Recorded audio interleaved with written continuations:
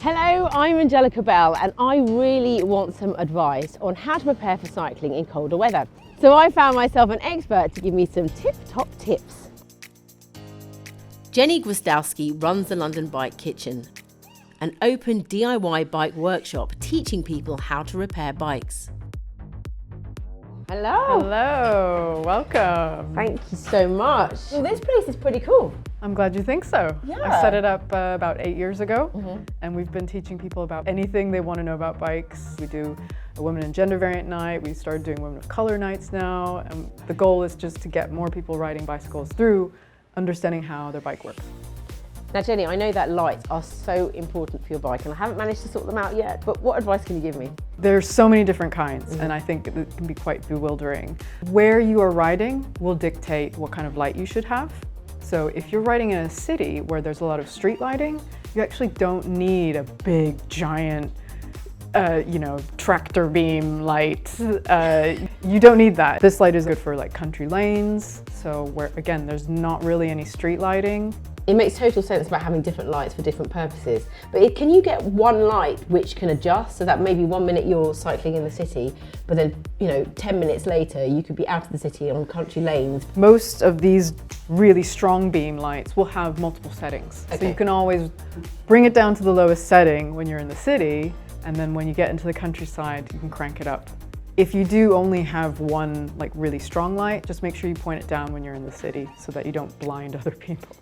So I'd like to point out a steady beam is really good for cars to gauge distance, but it's not going to get your attention. So sometimes people have both, where the flashing light gets people's attention, but the steady beam makes them know like, oh, they're like, 100 yards in front of me. So would you say, Jenny, the best advice is if you need to get some lights, just go into a bike store like this and get some advice and, get yourself set up? Yeah, they're gonna be able to offer you the best light for what you need. It's important for you to know kind of the routes that you ride and know that, oh, I've got this section where there's no street lighting, so better get a slightly stronger light. Yeah.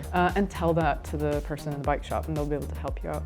The final thing I wanted to mention was what you can wear in terms of clothing. So reflective fabric has become way more accessible lately. And that is a great way to, it doesn't use any energy, no batteries, nothing. And you put it on your person or on your bag, and you are instantly visible when a light shines on it. So for example, this jacket's got lots of little reflective points on the side, on the back, on the front. So you are visible as a human being from those points. So there's clothing, there's also little accessories that you can put on that also reflect, and these little bands are useful because they will also hold your trouser leg in so it doesn't get caught in your chain. Thanks, Jenny, that's been really helpful and made things a lot clearer.